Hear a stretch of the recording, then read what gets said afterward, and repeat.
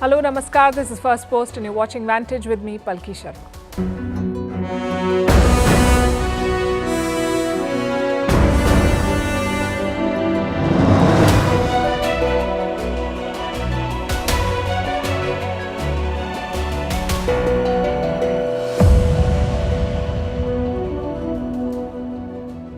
We're still tracking Pakistan. It's more drama than we signed up for. Imran Khan's candidates have come on top, but they cannot form the government. They're not a party.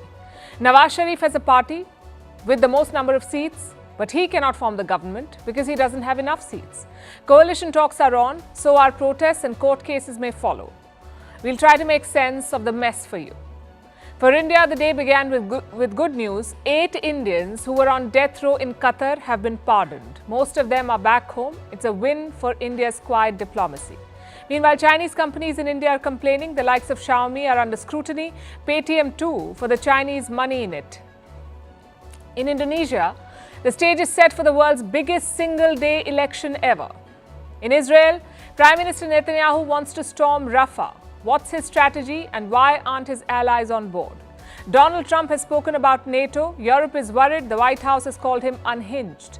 Myanmar has made military service compulsory as the junta struggles against the rebels. West Africa's most stable democracy, Senegal, is witnessing chaos after the postponement of elections. Elon Musk wants to colonize Mars. And how does science explain Monday blues? Also, how do you find motivation? We'll discuss that. The headlines first. The Netherlands to stop delivering parts for the F-35 fighter jets to Israel. These planes are being used by Israel to bomb Gaza. A Dutch court says it could amount to breaking international law. The ruling sided with human rights groups who have accused Israel of violations.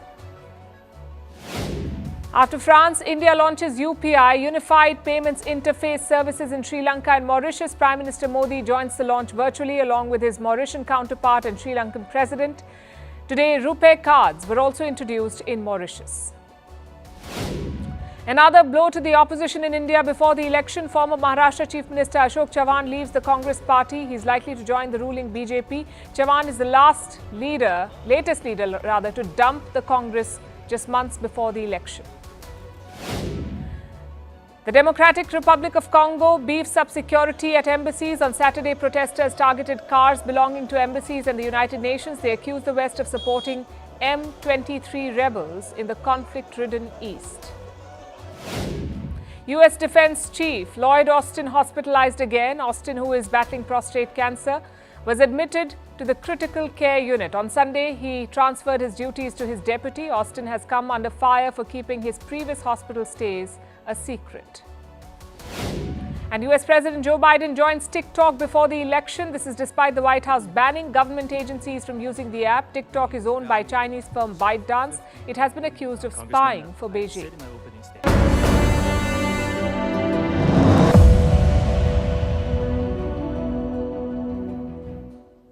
Elections are over. It's now coalition time in Pakistan. Last week, the army's script nearly went wrong. So they're writing a new one now.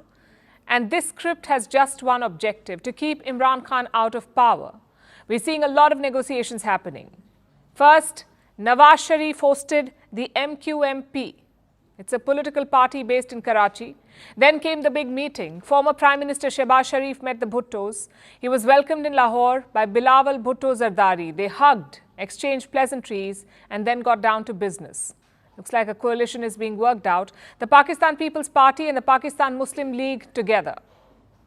Both sides agreed to cooperate. They also resolved to save Pakistan from political instability. I guess that means a coalition. But will the numbers work out? Let's look at the final results. Candidates backed by Imran Khan lead the way. They won 101 seats. Nawaz Sharif's PML-N got 75 seats. And the Bhutto's PPP got 54. At number 4, you have the MQMP, which has 17 seats. Now, Pakistan's National Assembly, their parliament, has 266 members. So the majority mark is 134. If you add PML-N, that's Nawaz Sharif's party, and the PPP, Bhutto's party, you get a total of 129, just 5 seats short of majority. And where will those 5 seats come from? There are many options right now. Maybe the MQM can join in, or maybe some independents can be poached. And that's already happening. We're seeing evidence of that. 6 independents have already joined Nawaz Sharif's party. Many more could be on the way. So looks like Pakistan's new government will be a coalition. PPP plus PML-N, the Sharifs and the Bhutto Zardaris coming together again. The same equation as before. Both these parties together toppled Imran Khan in 2022. Now they could be back together. How is Imran Khan's PTI reacting to this? With anger. On Thursday night, they were winning the election. But 3 days later, they could be in opposition. So Imran Khan supporters are angry. They held protests across major Pakistani cities. Even key highways were blocked. Take a look at this. कौन बचाएगा Pakistan? Imran Khan, Imran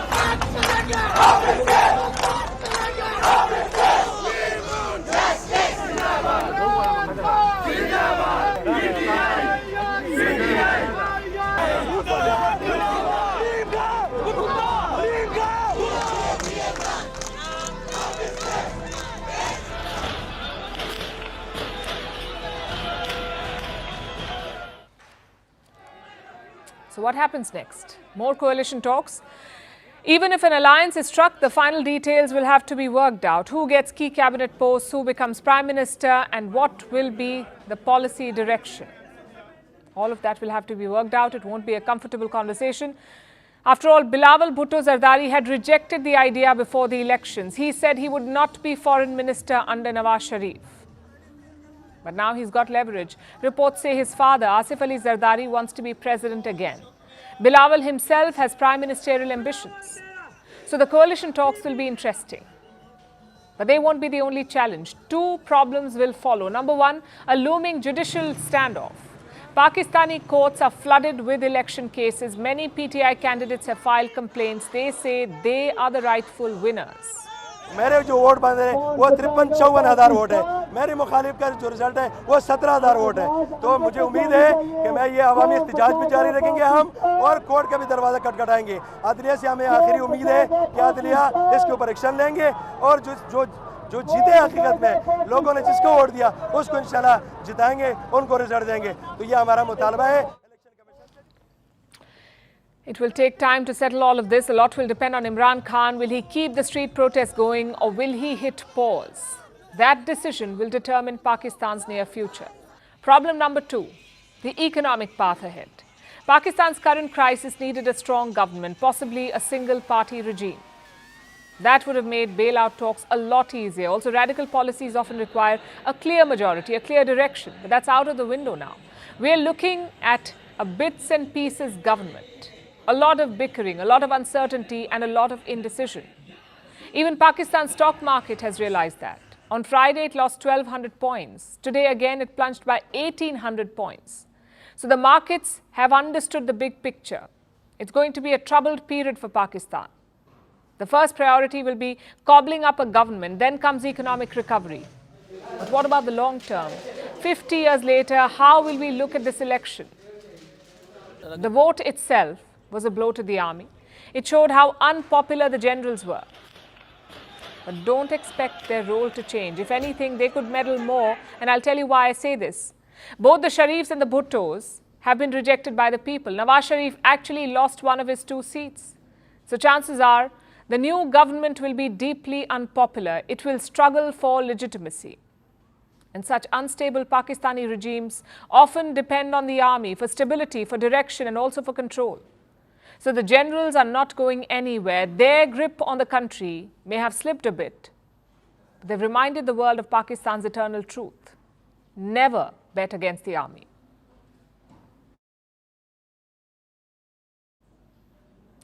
And speaking of placing bets, would you invest in a Chinese company? If you're a regular in the stock market, chances are you'll steer clear of anything Chinese at the moment. Globally, investors are pulling back from China's market. And these investors are doing so because they're apprehensive. Chinese stocks are rapidly losing their value, and this sentiment applies to Chinese investments in India as well. They're increasingly being viewed with suspicion. The broad sentiment is negative, and it's getting worse by the day. 2 leading names are in trouble, Xiaomi and Paytm.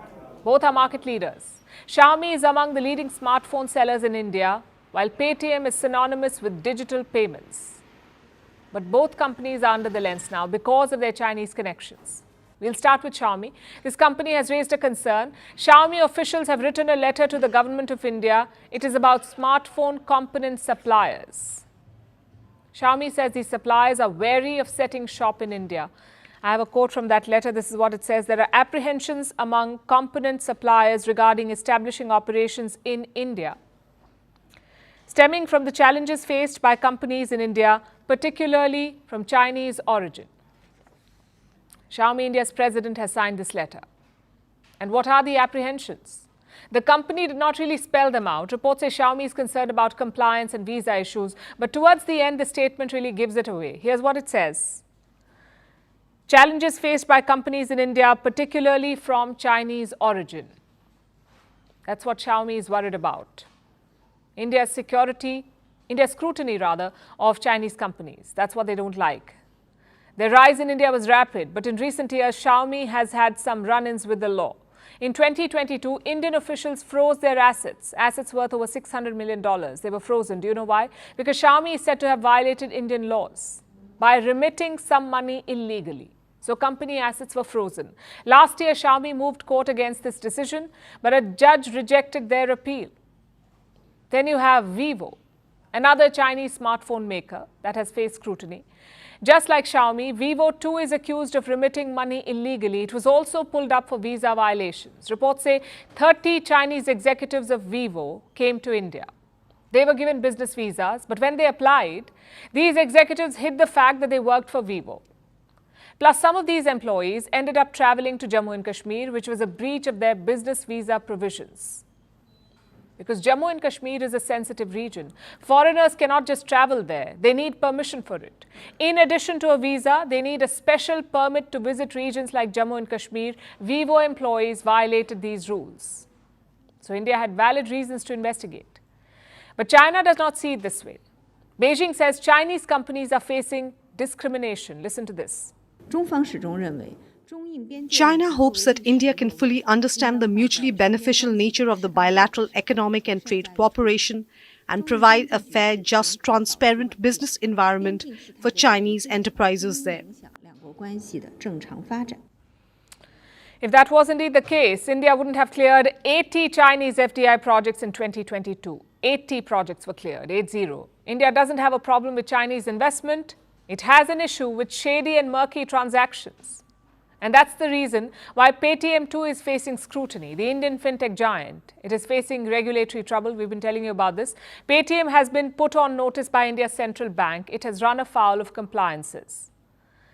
But for many years, Paytm has ignored warnings from authorities. And now it faces a potential ban from the payment space. Multiple payment services on the app could shut down in March.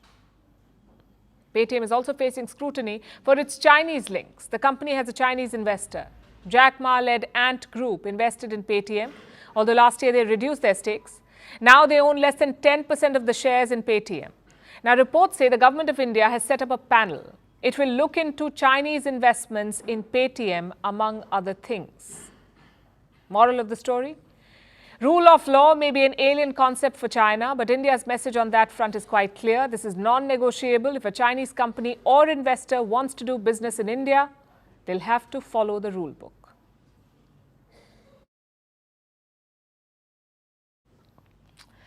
Well, China is an exception. Most countries have a good rapport with India.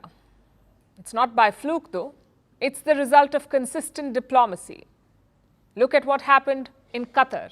8 Indian sailors had been jailed by Doha. All of them were former Indian Navy personnel, and the charges were quite serious. Some reports said espionage. At first, Qatar sentenced them to death. But India did not give up. New Delhi used quiet diplomacy behind the scenes, and today we saw the results. 7 of the 8 sailors are back in India. They have been freed by Qatar. How exactly did that happen? How did a death sentence turn to release? Listen to what the sailors think. We are extremely grateful to the Honorable Prime Minister, Sri Narendra Modi ji. It certainly wouldn't have been possible without his personal intervention and that equation with the Emir of Qatar. I think we are grateful to the Government of India, from the bottom of our heart, for every effort that has been made, and this day wouldn't have been possible without it. So diplomacy worked. The sailors think Prime Minister Modi personally intervened. Even the government has hinted at this. The External Affairs Ministry has thanked the ruler of Qatar. It has also said Prime Minister Modi was personally overseeing the issue. We are grateful for their return. We are gratified on their return. We deeply appreciate the decision of the Qataris government and the Emirs to release them. Honorable Prime Minister has himself personally, constantly supervised all the developments in this case and has never shied away from any initiatives that would ensure the return of Indian nationals back to home. And what about the 8th sailor? He too has been released, but his return to India is still being worked out, so the job is almost done. Now let's take a step back and look at a few important questions. Why were these sailors jailed? Why was the case dropped? And what is the political impact of this diplomatic win? These sailors were arrested in 2022. All of them worked for the same company, Dara Global, in Doha. Now, Qatar did not reveal the charges against them, neither did India. But media reports said it was espionage. Apparently, they were spying for Israel. In the months that followed, India got consular access to these men. New Delhi tried to get them released, but no luck. In October 2023, the sailors were sentenced to death. India decided to appeal that verdict. Then in early December, a key meeting happened. Prime Minister Modi and Qatar's Emir were in Dubai. Both were attending the COP28 summit. They held a brief discussion on the sidelines, and chances are this issue, the issue of the sailors, was also discussed in that meeting. But did it work? Well, later that month, the death sentence was reversed. Around 50 days later, the sailors are back home. So I guess the Dubai conversation did work. But we don't know how the sailors were released. Was it a court deciding to free them? Or was it a pardon by the Emir? The Foreign Secretary refused to answer that question, but chances are it was a pardon. Qatar's Emir issues pardons twice a year. Most of the freed prisoners are foreigners, and India's statement vaguely hints at this. Let me quote from what India said. We appreciate the decision by the Emir of the state of Qatar to enable the release and homecoming of these nationals.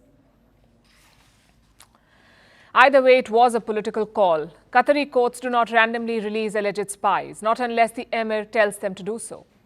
But this success goes beyond just one short interaction in Dubai. It is the result of sustained policy, a genuine outreach to the Muslim world.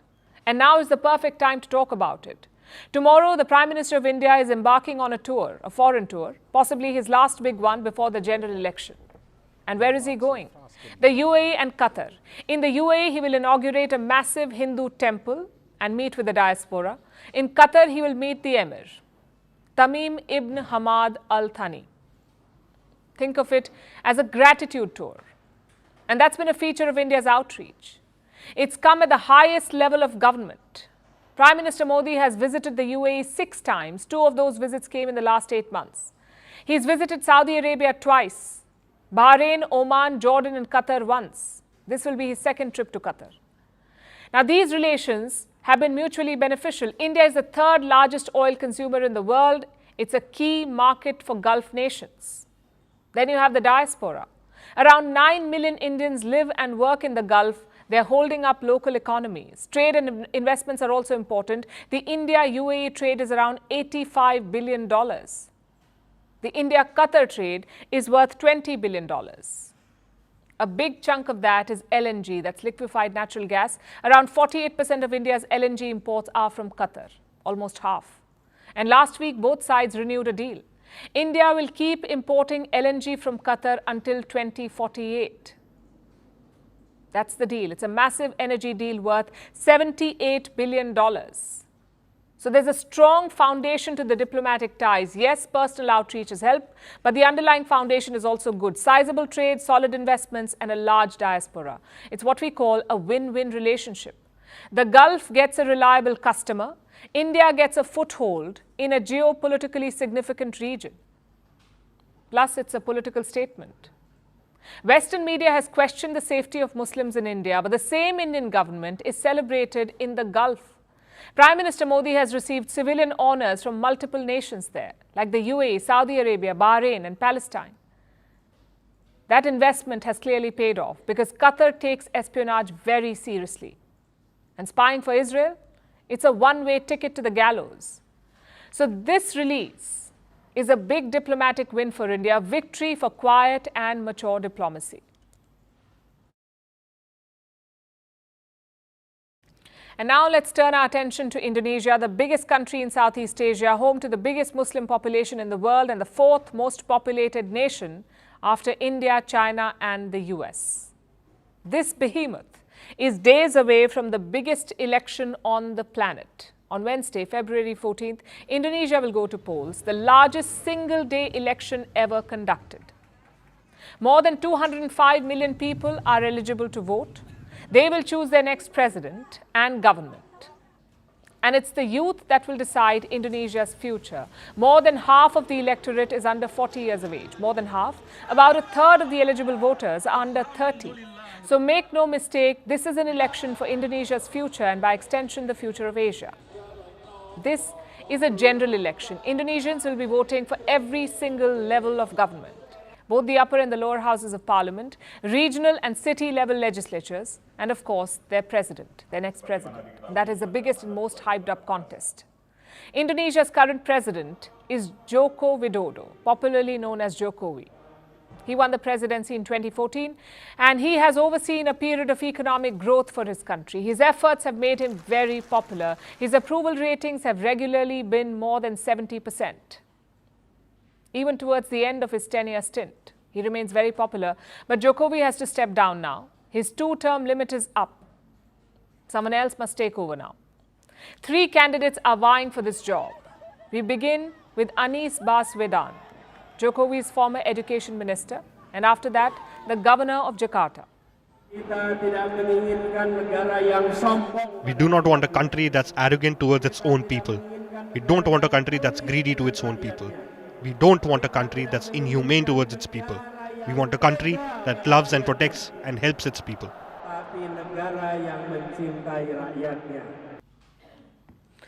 He's running for president without a party. He's contesting as an independent. He has vowed to safeguard Indonesia's democracy and has a dedicated campaign staff that stands out.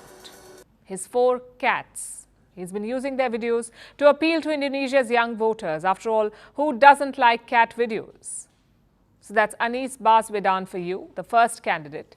Next we have Ganjar Pranowo, the ruling party candidate. Ada yang sakit hati. We apologize for anyone hurt by our words. We hope peace can be brought by our campaigns. We hope nobody takes anything to heart and that we will closely pay attention to what the people of our nation have said. We have empathy and integrity to improve Indonesia to be as great as what our founders wanted. He is the official successor to Jokowi. He has experience as the governor of Central Java and he is expected to maintain the policies and economic momentum of the Jokowi regime. Both these former governors have run vibrant election campaigns, but they're both currently fighting for second place. They're miles behind the front runner, which is this man, Prabowo Subianto, a 72-year-old former general who's been dancing his way into people's hearts and to the top of opinion polls. This is his 3rd time fighting for the presidency. He twice fought and lost to Jokowi in 2014 and then again in 2019. He fought both those contests. But 3rd time could be the charm for this erstwhile strongman. He has softened his image and run a phenomenal social media campaign. He's now seen as a lovable grandpa, and this has endeared him to the Indonesian youth. So how has the popular Jokowi's one-time rival become his most likely successor? His running mate holds the answer. Prabowo Gibran and the Indonesia Maju coalition are fighting to eliminate poverty in the Republic of Indonesia, to bring prosperity to all Indonesians. We will continue what the previous presidents have built.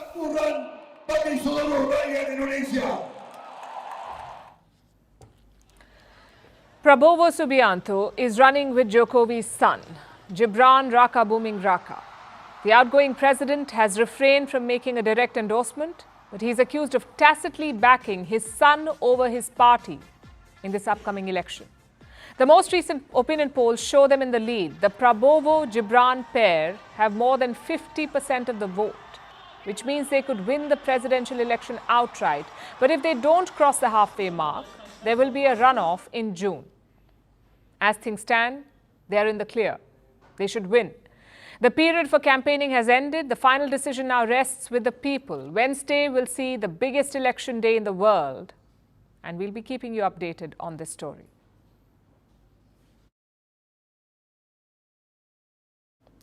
Now let's talk about the Israel-Hamas war. It's in its 5th month. Casualties are mounting, but Israel has a new plan. Prime Minister Netanyahu wants the military to storm Gaza. His focus this time is Rafah, the southernmost city in the Gaza Strip and the last refuge for fleeing Gazans. Israel has already launched airstrikes there. A ground offensive may happen soon. Israel's allies want this to be called off. They have issued strong warnings, but Netanyahu remains steadfast. He wants to dismantle what he calls the last battalions of Hamas. Is that his only objective, though? Why does he want to storm Rafah, and why is it a red line for his allies? Our next report tells you. This is the city of Rafah, located in the south of the Gaza Strip, straddling the border of Gaza and Egypt. 3 months ago, it was pegged as a safe haven, the final place of refuge for Gazans. Right now, it's home to 1.4 million Palestinians. They have fled the war in the north, and this is where they are seeking shelter. But is Rafah safe anymore? Last week, the Israeli Prime Minister announced a new offensive, this time in Rafah. He asked his military to enter the city, to dismantle what he called the last bastion of Hamas. The airstrikes have already begun. It targeted different parts of the city. Over 100 people have been killed. The casualties could rise further. Several people remain trapped under the rubble. Israel also launched a special operation. This was to rescue hostages. Over 100 Israelis are still being held hostage. Israel managed to rescue 2 from Rafah. In a joint rescue operation of the IDF, the Shin Bet, and the police SWAT team, we rescued Louis Hare and Fernando Marmon, who were kidnapped from Nir Yilzak by Hamas on October 7th. This was a complex rescue operation under fire in the heart of Rafah. A full-scale ground offensive is still on the hold. But Netanyahu says that it will happen soon. His allies are concerned. They are warning Israel to not go ahead with it. The UK says half of Gaza's population is there. The Netherlands has warned of civilian casualties. Saudi Arabia has warned of consequences if Rafah is stormed. And the US said it will be a disaster. So will the Rafah offensive be a red line for Israel's allies? Washington, its strongest ally, wants Israel to come up with an evacuation plan before it launches any offensive in the city. But Netanyahu remains steadfast. The answer lies in his political fortunes. The war is now in its 5th month. Over 28,000 people have been killed. Half of Gaza is under rubble. Netanyahu says victory is within reach. Yet, he hasn't fulfilled his primary objective, getting the hostages back home. Israel has bombed hospitals and residential areas. It has uncovered Hamas tunnels. Yet the hostages, except for the 2 rescued, remain out of reach. Plus, Netanyahu's popularity is sinking. The opposition wants him out, and so do the citizens. Moody's has downgraded Israel's credit rating. People want Netanyahu to take public responsibility for the October 7th attack by Hamas. They blame him for the security failures. So the Israeli Prime Minister is embattled. To survive, he needs a big win. That can only happen if the hostages return home. Which explains why Netanyahu is pushing ahead with the Rafah offensive. So will it work out? Rafah is overcrowded right now. Any offensive would lead to hundreds of casualties. And if the hostages are there, they could also lose their lives in the process. Plus, the allies are not enthusiastic about the plan. But the fact of the matter is, they can issue all the warnings they want, but Netanyahu is most likely to go ahead with it. The Israeli Prime Minister is looking for victory, and Rafah seems to be his best chance.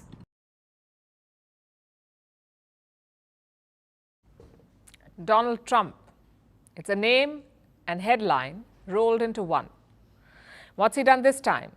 Trump has just openly trashed America's most important alliance, NATO, the North Atlantic Treaty Organization. NATO has a lot of rules and obligations, but the most important one is this: an attack on one is an attack on all. I'll give you an example. Assume Russia launched an attack on Germany. Now, Germany is a NATO member, so the attack on Germany will be considered an attack on all 31 NATO members, meaning all of them will respond. It won't be Germany versus Russia. It will be NATO versus Russia. That commitment is the bedrock of this alliance. That's why Finland joined last year, why Sweden is joining this year, why Ukraine refused to be neutral. They all want the NATO security cover. But Donald Trump doesn't care about it. This weekend, he was campaigning in South Carolina, and he narrated his conversation with a NATO member. Listen to this. Well, sir, if we don't pay and we're attacked by Russia, will you protect us? I said, you didn't pay? You're delinquent? He said, yes, let's say that happened. No, I would not protect you. In fact, I would encourage them to do whatever the hell they want. You got to pay. You got to pay your bills. What does that mean? It means Donald Trump won't protect a NATO member if they're attacked, not unless the country pays the bills. And which bill is that? Well, NATO members have an unofficial military spending target. 2% of their GDP. That's what they must spend on defense, 2% of their GDP. But many NATO members don't hit that target. So Donald Trump says he won't defend them. In fact, he goes a step ahead. He says he will encourage others to attack them. Again, let's talk examples. In fact, the same example works still. Germany. Germany did not spend 2% of its GDP on defense in 2023. So Trump would encourage an attack on Germany. At least that's what he claims. Now, European officials are in shock after listening to Trump. Even top ally Britain is concerned. Let's be serious. NATO cannot be a la carte military alliance. Cannot be a military alliance that works depending on the humor of the president of the US on those days. In this world where we've seen Putin's terrible illegal invasion of Ukraine. And actually NATO this year has got stronger with Sweden and Finland joining. Of course we want all countries like us to spend 2%, but I think what was said was not a sensible approach. The White House has called the comments appalling. The NATO chief has also criticized them, but coming from Donald Trump, it's important. This is a man leading the US presidential race. He could be president by this time next year. So what he says is important, no matter how outlandish it may sound. So let's focus on two obvious questions. Number one, can you really not defend a NATO member? And two, if the US walks away, what can Europe do? Let's look at Article 5 of NATO. That's the article dealing with collective defense, and this is what it says. If an armed attack occurs, each of the members will assist the party or parties so attacked by taking such action as it deems necessary, including the use of armed force. So a military response is not necessary. Trump may decide that financial support is enough, or maybe just political support. And some NATO members already do this. Iceland, for example. Iceland does not have an armed force. So technically, Iceland cannot defend a fellow NATO member. No reason Donald Trump can't do the same if he becomes president. Of course, the fallout would be huge. European allies will likely tear into the Americans. They will also be humiliated and shamed. Now to the second question. How can Europe prepare for this? Frankly, it's a question their leaders should consider. It's easy to condemn Trump and move on. But the fact is, he represents a big chunk of US voters. This is how a lot of Americans think. What if they're fed up of defending Europe, of being the hammer of NATO? So it's a wake-up call for European nations. They can't blindly depend on the US for security. They must look out for themselves. And that's what Estonia is calling for. So I think it still is the plea for everybody to do more. And I think what the presidential candidate in America says is also something to maybe wake up some of the allies who haven't done that much. So hopefully we all do more, and collectively we are stronger together. The numbers support this. The EU's defense spending is around $260 billion. That's 27 countries in total. And how much does the US spend? $877 billion. Of course, the US is a much bigger economy. It's also a self-proclaimed superpower, so their requirements are different from Europe's. Having said that, the sentiment is shifting. Russia's invasion of Ukraine is changing things. Europe is now more worried about its safety. 6 EU countries increased their defense spending by 10%. Sweden increased by 30%. So the direction is upwards. Does that mean Donald Trump is right? I'm afraid it's not that simple. Yes, America spends more, but that money also gives the US influence, a lot more influence than any other country. If the money goes, so will the influence, which is why Donald Trump will find it hard to walk the talk. He tried NATO skepticism in his first term as well, but eventually he had to back down. Expect the same with this rhetoric.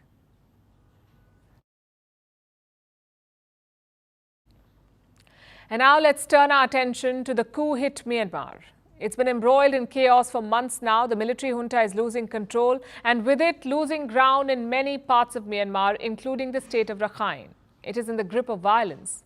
Both India and Bangladesh have consulates here. India has already evacuated its officials. Now Bangladesh is doing the same, because tensions are only escalating. On Saturday, the junta announced compulsory military service. It will require all young men and women to serve at least 2 years. But will this solve their problems? Can they defeat the advancing rebels with conscription? Here's a report. Myanmar has seen a turbulent past. In 2021, the military junta took control of the nation, embroiling the nation in chaos. Plunging it into a state of emergency, killing thousands, displacing over 1 million. Since October last year, Myanmar has been in the grip of violence. Ethnic militias have been fighting the military, and in recent months, the latter has faced a series of humiliating defeats. At the end of last year, 3 ethnic insurgent armies in the Shan state captured border crossings. These crossings and roads carry most of the land trade with China. Last month, the ethnic groups took control of Paletwa. It was the last military post in the strategically important township. The rebels are in charge of all major towns, and now they are fast gaining control of the state of Rakhine, which makes the situation worse for the military. Rakhine is important from a diplomatic standpoint. It borders Bangladesh and is close to India, so its capital of Sitwe has consulates of both the nations. Tension is high on the border. The surge in fighting has seen civilian casualties. Recently, India evacuated their officials from the Rakhine consulate. Now, Bangladesh is following suit. It wants to evacuate officials and temporarily shift the consulate to Yangon. So the picture isn't pretty. The junta is losing ground. Its diplomatic woes are piling up. Its defeats and retreats have sparked criticisms. On Saturday, the junta made an announcement. The People's Military Service Law, enacted as Law Number 272010 of State Peace and Development Council in 2010, shall come into force starting from 10th February 2024. The junta has enforced a compulsory military service law. It requires all men aged 18 to 35 and all women aged 18 to 27 to serve at least 2 years under military command. Specialists such as doctors aged up to 45 must serve for 3 years. No further details have been released so far, but those ignoring summons to serve can be jailed for the same period. Myanmar has had a conscription law since 2010, but it has never been enforced, that is, until now. It is a clear sign of the junta's desperation. The military hopes that bigger numbers can save it, can help it control the fighting. But will it work? The ethnic armies are too far down the road to give up now. Only time will tell if conscription can stop the advancing rebels. The biggest fear is the fighting in Myanmar could spill over.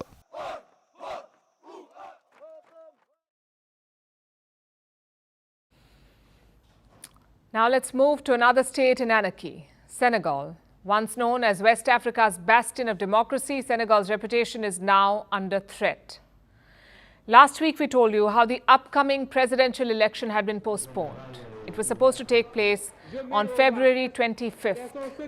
But with less than 3 weeks to go, President Macky Sall postponed it.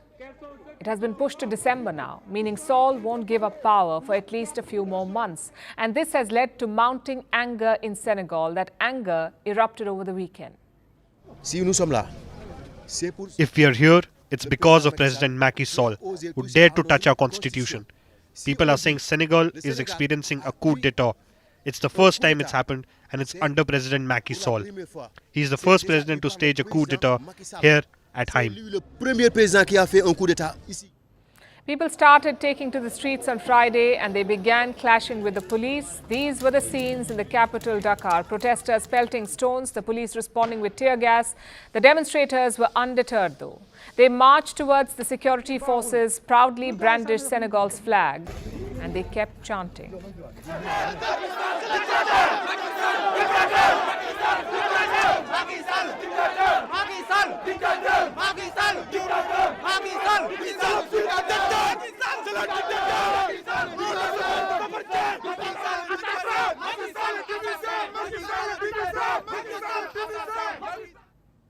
They're chanting, Macky Sall is a dictator. These protests took place throughout the weekend in the capital Dakar and other cities. At least 3 people have died in the violence, but it shows no sign of dying down. We are ready to give our lives so that the people can be freed, so that Senegal can rid itself of Macky Sall. The situation in Senegal has sent alarm bells ringing around the world. The United Nations has weighed in, asking all stakeholders to follow the country's constitution. The West African regional bloc, ECOWAS, has spoken too, asking Senegal to quote-unquote urgently restore the electoral calendar.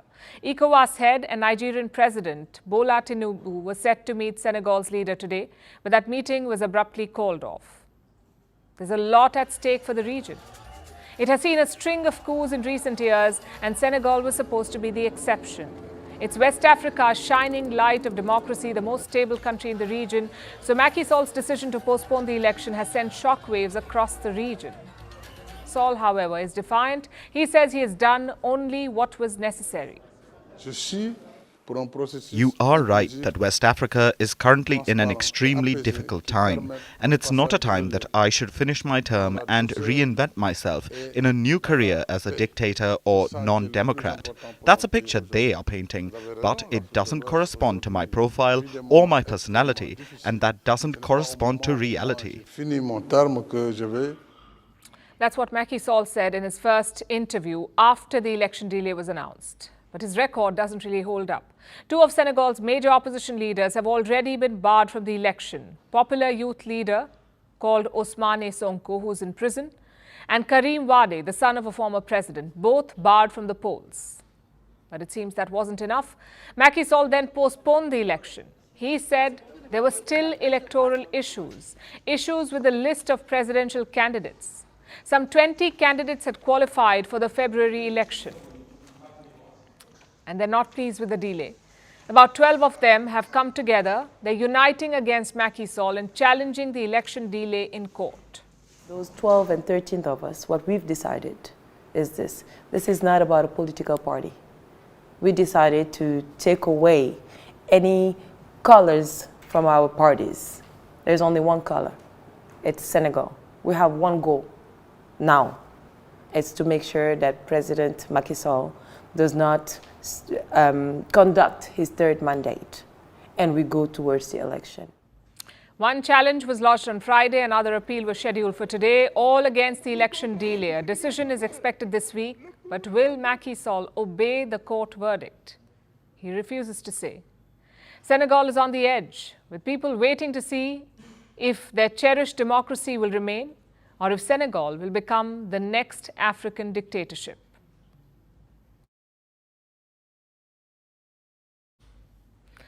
Our next story is about Elon Musk, the poster child of bizarre ideas. Musk wants to build tunnels under cities, send his car to space and engage in hand combat with Russian President Putin. But like him or hate him, you cannot ignore his plans, including his new plan. Elon Musk now wants to colonize Mars. He wants to establish a human colony on the red planet. He says it will have 1 million settlers. And how will they reach there? Via his SpaceX Starship rocket. But is this plan viable? And can humans really build a colony on Mars? Our next report explores.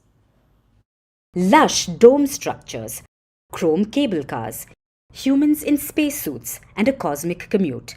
Elon Musk has a new plan, and it's to colonize the red planet, to create a human colony on Mars. He wants 1 million people there by 2050. Of course, this isn't a first. There are books about living on Mars, films about life on the red planet. Space agencies want to explore the idea. Corporations want to fund it. And now Elon Musk has come out with his game plan. The first obstacle is reaching the red planet. Musk has a solution. He's depending on his own company, SpaceX. He says the Starship could take people to Mars, almost like a daily flight. It sounds very life-changing, but there are a few problems with that. First, the Starship has its own challenges. Its recent flight ended in an explosion. Musk says there will be a new test this year, but currently progress remains slow. But for a moment, let's imagine the Starship works. What happens after that? Musk says the first few flights will be unmanned. Then people will be sent in. Not everyone, just a handful. On the red planet, they will try to convert water and carbon dioxide from the surface of Mars and turn it into liquid oxygen and methane. This fuel will power the Starship's return journey to Earth. After that, Musk plans to send more people in the thousands. They will have only one job: build colonies and factories. This is to make the red planet self-sustaining. There was also the talk of giant glass domes to try and heat up the planet. Of course, all this sounds very sci-fi, but is it legitimately possible? The first problem is the atmosphere on Mars. Musk wants to terraform the planet. It's a process to make the planet warmer and wetter, much like our own planet Earth. But is it really possible? Scientists say they don't know if Mars has enough carbon dioxide to achieve that. The other problem is getting people there. Musk is living on the assumption that people want to leave planet Earth. But why would they? Life on Earth may have its fair share of problems, but it isn't bad enough to take a rocket to Mars. Musk wants to put the first person on Mars by 2029. But Starship hasn't yet left the Earth's orbit without blowing up. And even if people do get there, no one knows how they will sustain themselves there. We know very little about the long-term effects space has on the body. Nobody has spent time in space for more than 437 days in a row. So how do you expect them to stay on Mars permanently? There are also questions about gravity and how the human body will adapt without it. Forget interstellar fashion. Spacesuits will be your best friend. You will be in the chunky gear day in and day out, unless you're in the Starship. Then there's the question of basic necessities like food and water. At least at the start, they will have to be shipped from Earth, and that will have a hefty cost. So the mission sounds great, at least as a headline, but challenges loom over the idea. Elon Musk may want to do it, but his Martian escapade still has some big loopholes.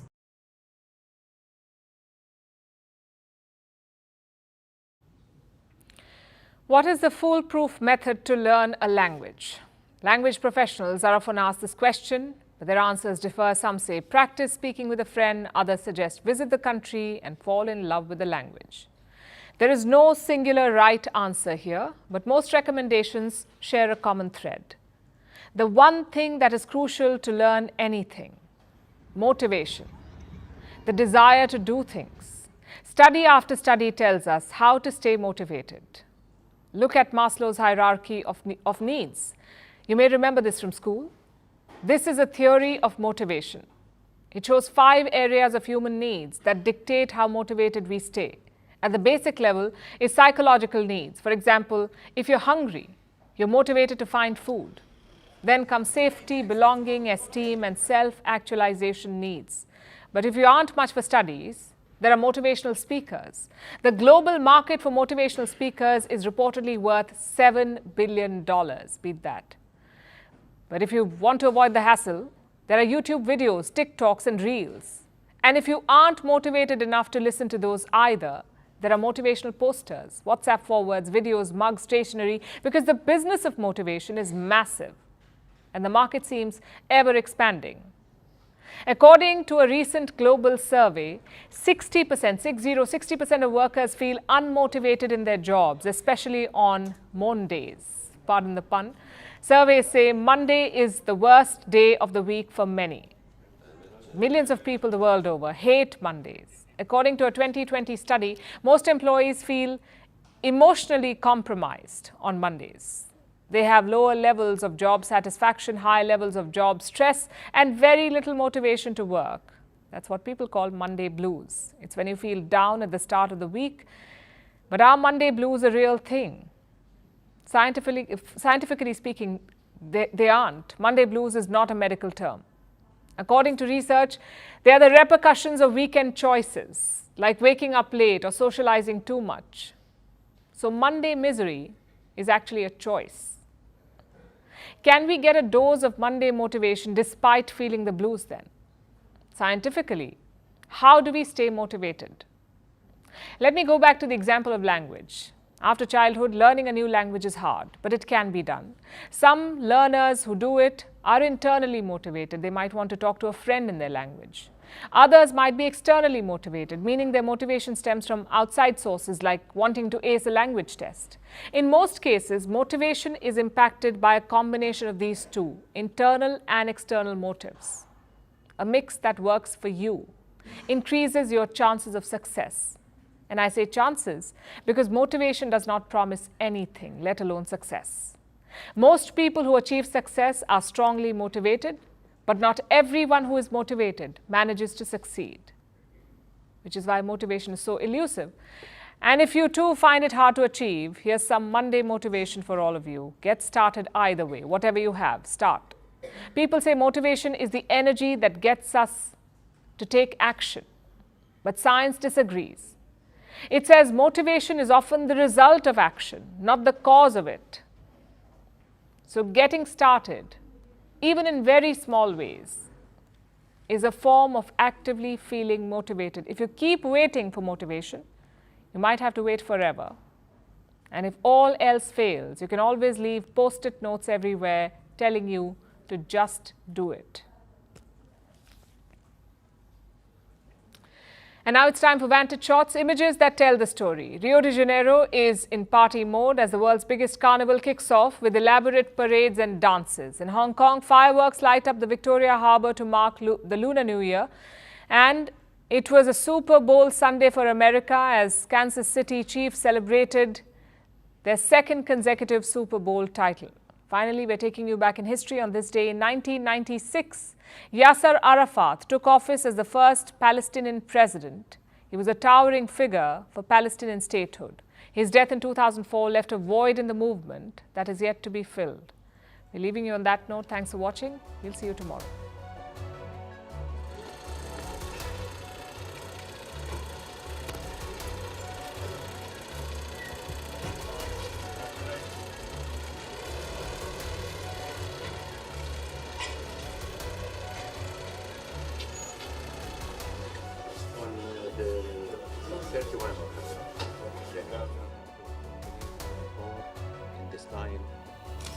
Been done in all the Palestinian territories